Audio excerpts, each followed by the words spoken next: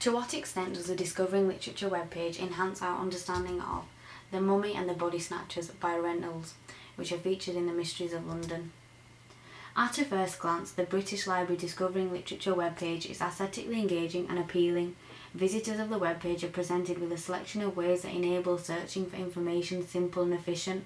Navigating the webpage is made easy as the simple and structured layout that we see above ensures that information is segregated into categories.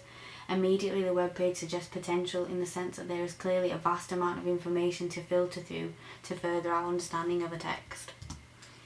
The webpage is not text heavy. It consists of bold images that often take up the majority of the page. Having the ability to have access to these examples is vital as a viewer's response to information is often different when they see something in front of them as opposed to simply imagining it.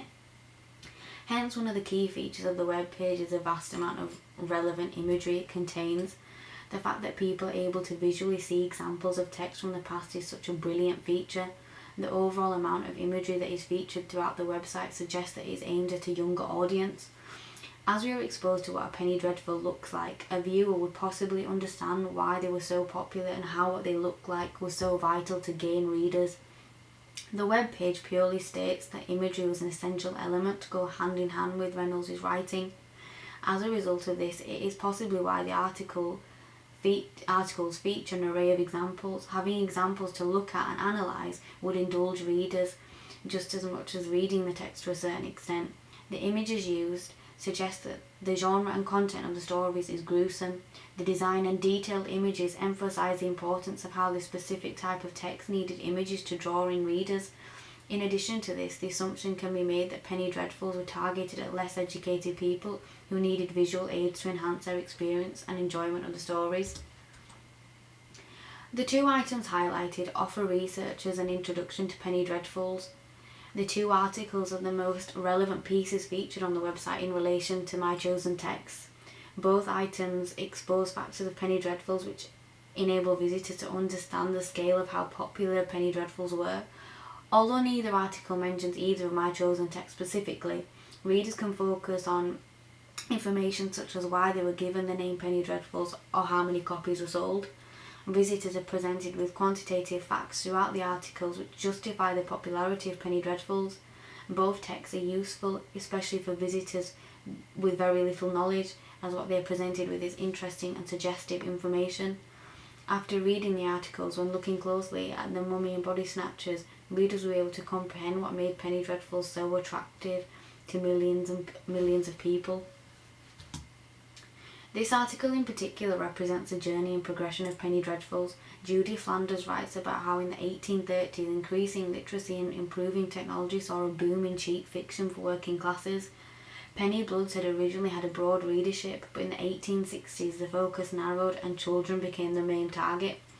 This information is useful as it makes audiences consider why did this specific genre or style of story appeal so much to young boys and less educated people. The fact that this specific type of literature was so cheap and the nature of the tales was so dreadful, they were consumed primarily by non-elite groups such as the working and lower classes. The article also states that the more sensational the stories were, the more successful they were.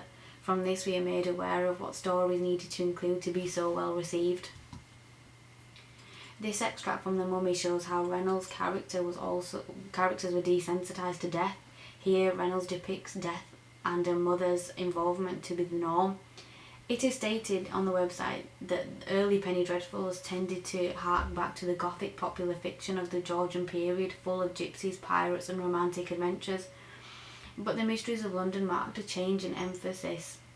The novels were up to date about the streets its readers walked during their ordinary lives. Instead of highwaymen, the series were much closer to its readers' own lives, contrasting the dreadful world of the slums with the decadent life of the careless rich. From this we can assume that audiences preferred penny bloods, which were featured in the Mysteries of London due to the fact that the content of them was similar to what was going on around them in their own lives, which is very telling of the time period itself. By the time Reynolds began writing mysteries, he had led a complicated life that combined high moral ideals, radical journalism, frequent poverty and jail for bankruptcy. A lot of the satirical bite of mysteries comes from the fact that Reynolds clearly knew the life he was writing about. This short but revealing few lines featured in the Penny Dreadful article suggest that Reynolds himself had been through a lot in his life.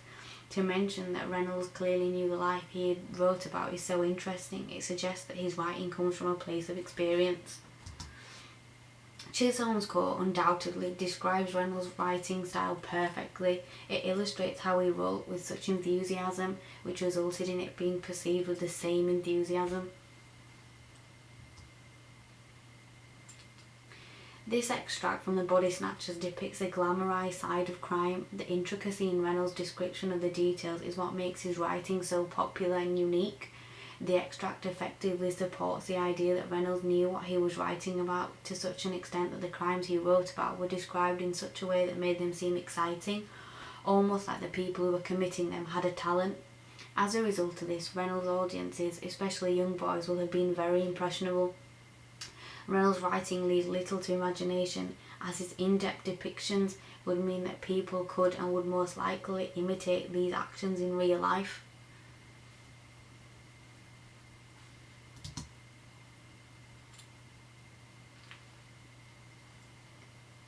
The working classes, too, were thought to be easily corrupted by trashy fiction. Many of these anxieties hinged on whether or not readers could distinguish between the escapism afforded by fiction and the realities of their own lives.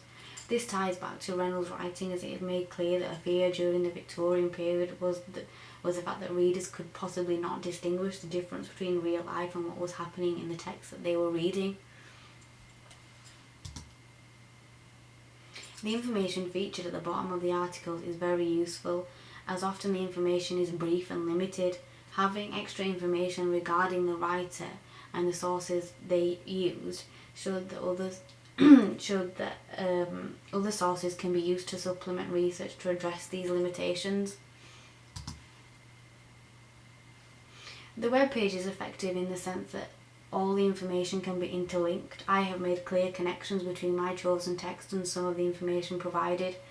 It is very easy to make assumptions from what we have been presented with. However, in terms of literary analysis, I believe we are restricted.